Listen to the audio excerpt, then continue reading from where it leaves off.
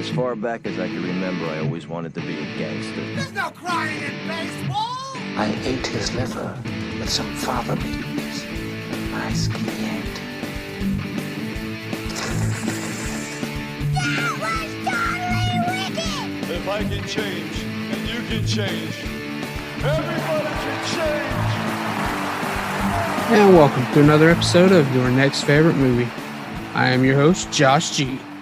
And today I am joined by both Shane and DeVaughn, hosts of the Good Game Guys podcast. Welcome to the show. Thanks for having us. Thank you. Absolutely. So, whichever one wants to go first, why don't you guys tell everyone what your show's all about?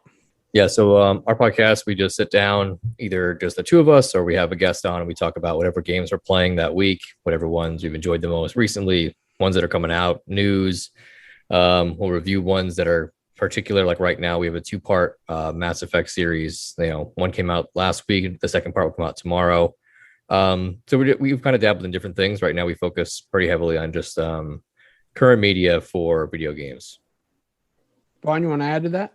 Yeah, I mean, we sat and kind of tried to figure out what we wanted to talk about as a whole. It started out as Apex, and then it kind of evolved from there, where we would just talk about video games. We figured Apex is such a real narrow thing, and you can only talk about Apex so much with patch notes coming out. Almost, back then it was probably like every couple months we'd have new patch notes. Now they've kind of ramped it up, but we figured we would just, talk about video games as a whole now. And with E3 coming pretty soon, it's going to be a lot of news coming. So, but we had talked about doing a podcast for years leading up to just us doing this. So it's been a wild ride, and we're super thankful for everyone that's supported us along the way.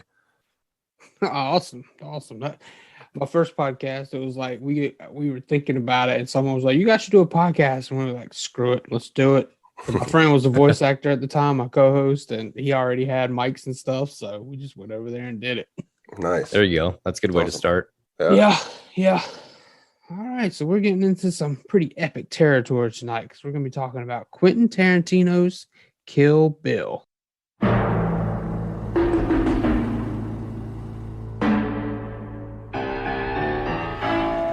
killed a hell of a lot of people to get to this point.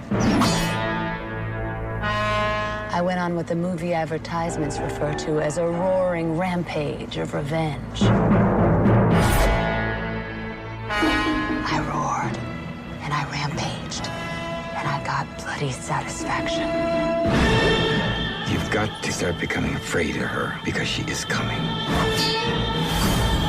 And when I arrive at my destination, I am gonna kill Bill.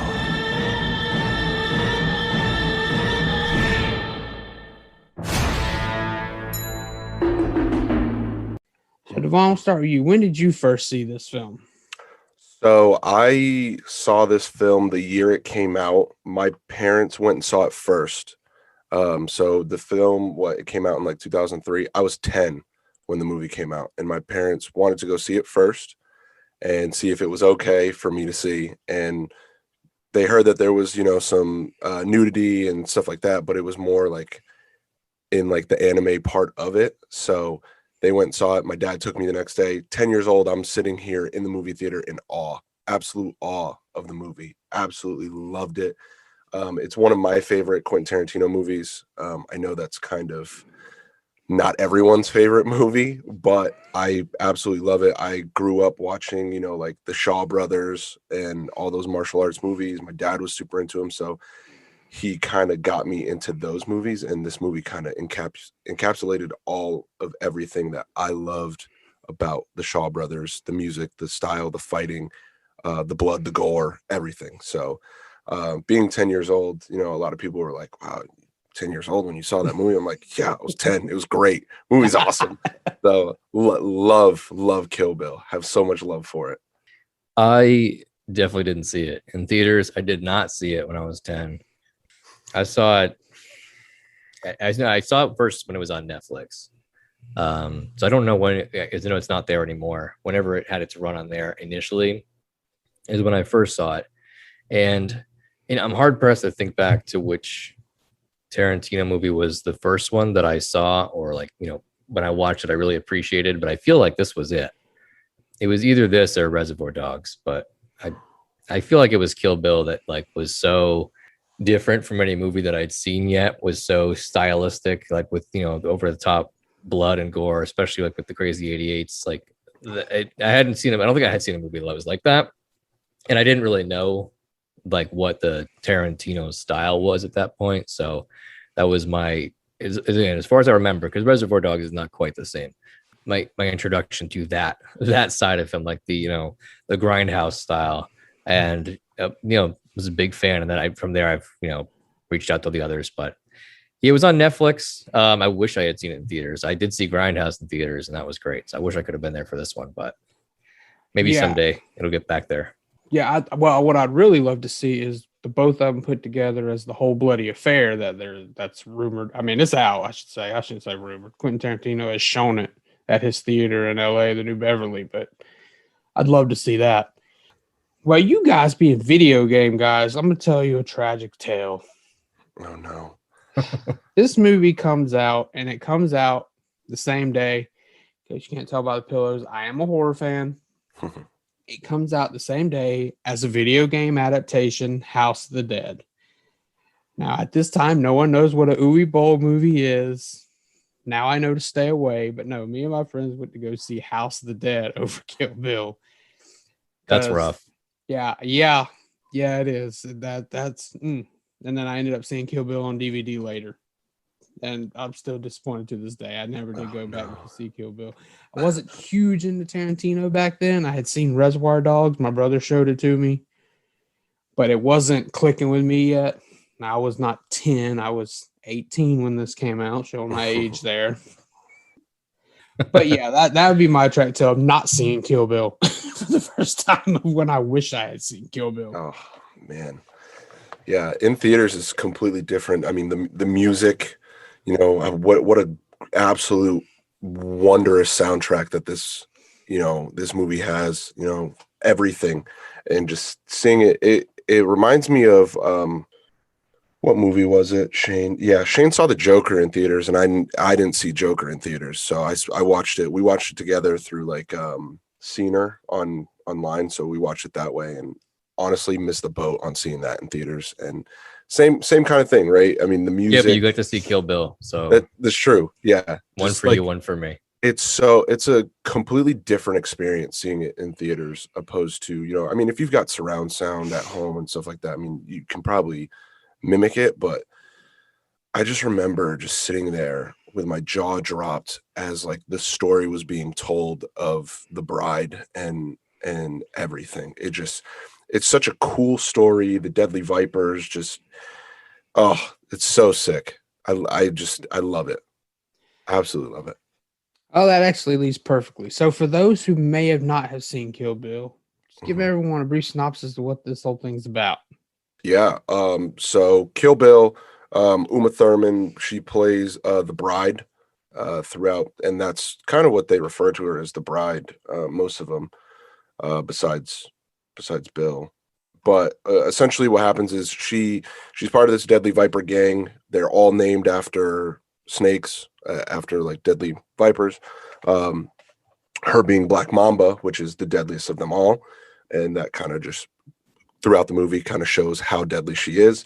She is assassinated when she's getting married to someone that is not Bill. He's a little jealous and murders her. Come to find out she was pregnant. She lives, and she goes on a vendetta, and pretty much she's on a mission to kill Bill because of everything that him and the Deadly Viper gang took from her. Part of that group, you got Lucy Liu, Vivica Fox, Michael Madsen, Daryl Hannah, and then obviously David Carradine, who plays Bill. But like, just the way, I mean, everyone knows the way Quentin Tarantino, tells his stories. And if you don't, he has such a beautiful way of telling stories in his movies. You really have to pay attention. And some things you might pick up things over 3 or 4 watches of the movie. But that's just like his art style and everything. And It's just so good. And it took me a while, right? Because I was 10 when I first saw this. So I was really just paying attention to the blood and gore and all that stuff. So storytelling to me wasn't really a big deal. But as I got older and watched the movie multiple times, I was like, man, he's such a genius with his craft. Absolutely crazy. Yeah, this movie, like I'm big on like one of the stylistic things that Tarantino does, which is big characters that have, you know, like the titles and just being the bride instead of focusing on, you know, the set name a character has, making it more about who their character is and what their role is in the story and what they do. Again, just like with Reservoir Dogs too, like all of them being all the different colors. I'm big on that kind of writing. And even if Kill Bill is not necessarily the pinnacle of Tarantino's dialogue, which is a strong point for him as a writer, Kill Bill is probably the most intentionally that's not focused on being like, and you know, a lot. It's not, you know, which one am I thinking would be the best one? Probably Inglourious Bastards. Just there's so many good scenes in that one that have really, really well written dialogue, especially that opening. Yeah, the whole opening, the bar scene, later down in the movie, like those are great examples of why I love his writing for dialogue. I don't think that's really what shines for this movie, but the over-the-top gratuitous violence that follows through, the like unrelenting revenge story that follows through is really, really good. And obviously, like all the homage that he pays to older film styles and all of his inspirations really come through. It's not so much as just inspired by, but change as much as he's trying to exemplify, like, this is the exact style that I liked and I'm going to make it a part of my movie. And clearly has made itself a defining movie that you look at, as an example in itself, like, oh, that's a movie. This is like Kill Bill, is now a phrase where that was, him harkening back to other styles, and big set pieces. Again, like in the first movie, the battle with the Crazy 88s is, I love things like that, where they take advantage of a lot of space, and the blood is crazy over the top in a way that you either, like, I think some people, maybe what's off-putting is that it is so much, but it's done in a style, and I really appreciate, the way that it's a part of the story. It's necessary. I completely agree with that. So that's this. If it's been rumored at one point, I think Tarantino shot down at this point, but at one point he was thinking about doing a Kill Bill Volume 3. What would you guys like to see in a Kill Bill Volume 3? I'm so into seeing Vivica Fox's daughter come back. I think that's what everyone wants, right? Right. The bride, after doing what she does, tells her, if you want revenge and you want to avenge your mother's death, you should choose to do so. So it'd be cool to see a real movie like focused on her. And I don't know if we want her training to be as good as the bride, because she's the best of the best. So I think it'd be kind of weird to have her like topple the bride, but it'd be cool to see her like training, and maybe she meets, Sonny Chiba and gets a, Hattori Hanzo's sword. He's like, listen, I don't want to do this anymore. What do you want? And she's like, I want to avenge my mom. I'm going after the bride. And he goes, oh, do you know what you're doing? Because like she's the best of the best. Like, you got to really. So I don't really know how they would end it, but I think that'd be pretty cool, or they team up and do something, but I feel like that'd be a cop out. But like, it'd be cool to see her go after, her. But I don't know. It'd be, I think that's like the biggest thing, right? You're setting, he kind of set up a revenge story for her. So it'd be cool to see. I'd like to see that 100%, but I don't know where they would go from there after that. Because how do you kill Black Mamba?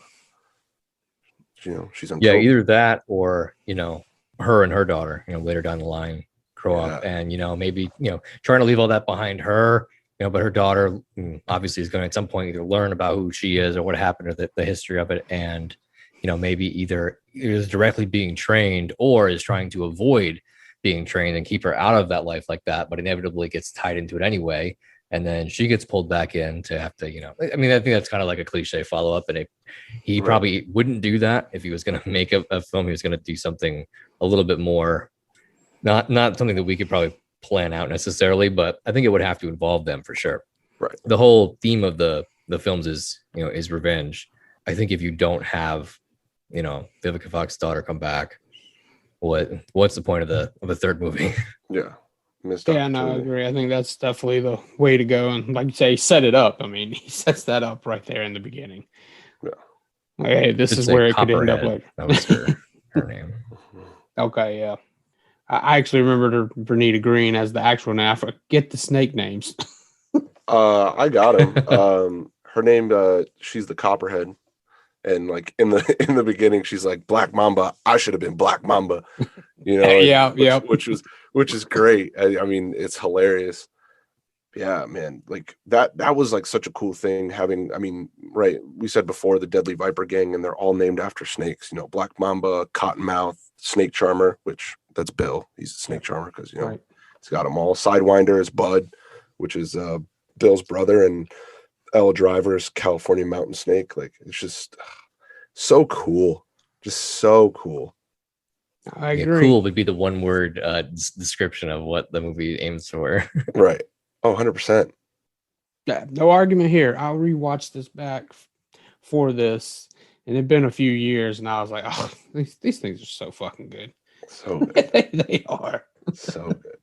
I mean, you got people like Gordon Liu in the movie, right? Who is just such a staple in like, I call them, kung fu movies or martial arts films. Gordon Liu's been such a force in them, right? I first saw him in Shaolin Master Killer, which is like my top movie of like choice for kung fu movie.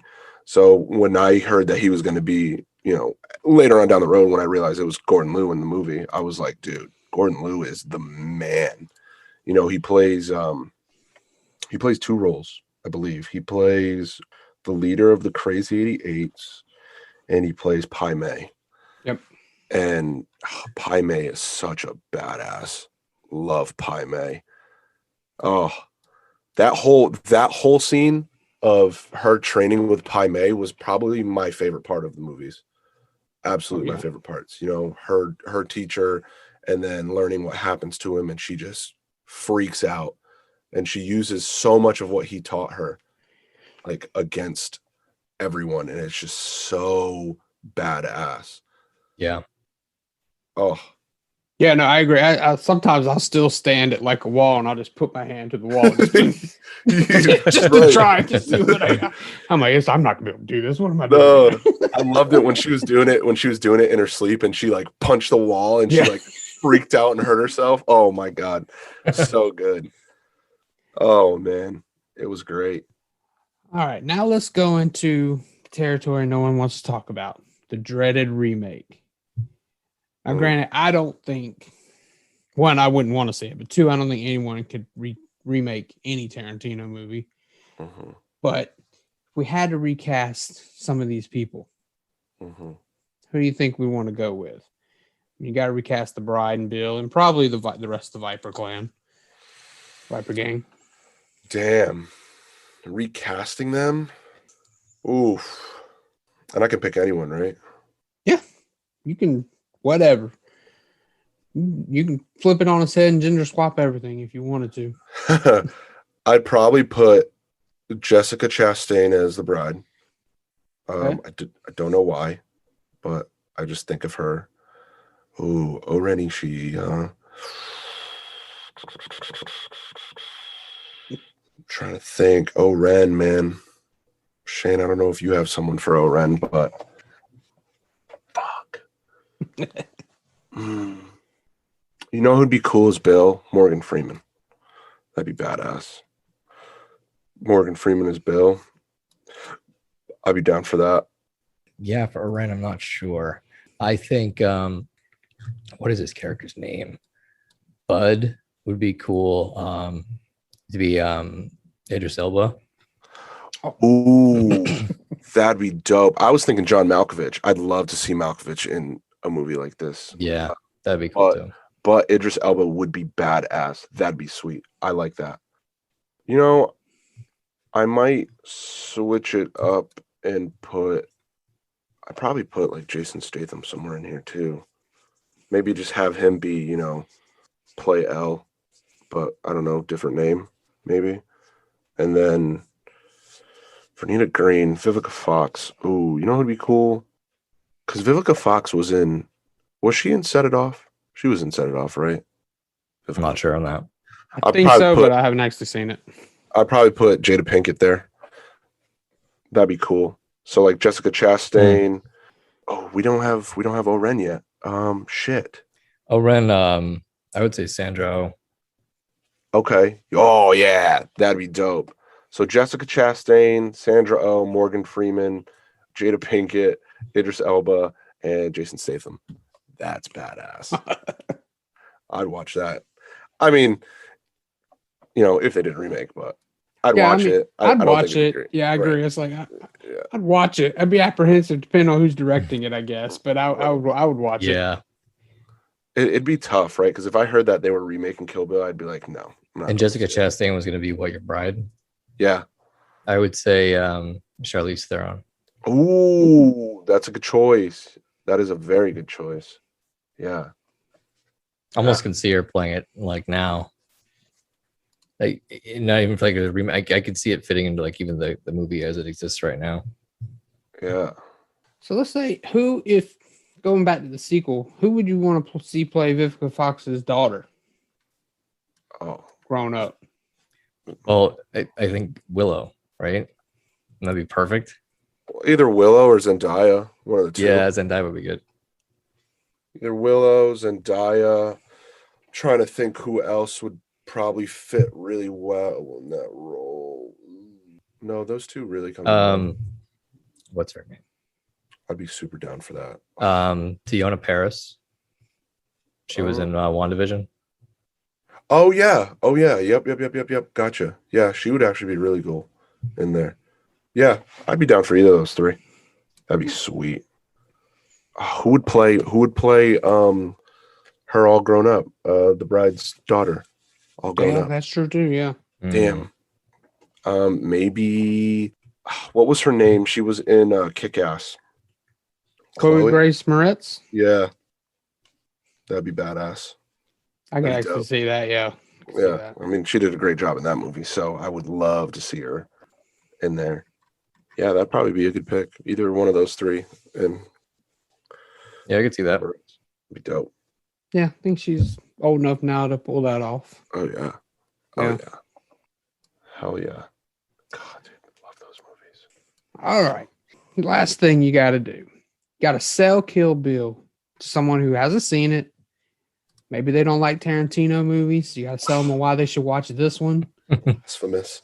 Maybe they're one of these people, like you said, it's not the popular pick to be on top. Maybe you need to sell them on giving it a revisit on why they should reassess Kill Bill. Yeah. It's that final pitch. Go ahead, DeVaughn. You throw it out first. I mean, so I just walk in the boardrooms. Do you like spaghetti westerns? Do you like samurais? Now, what if they all came together?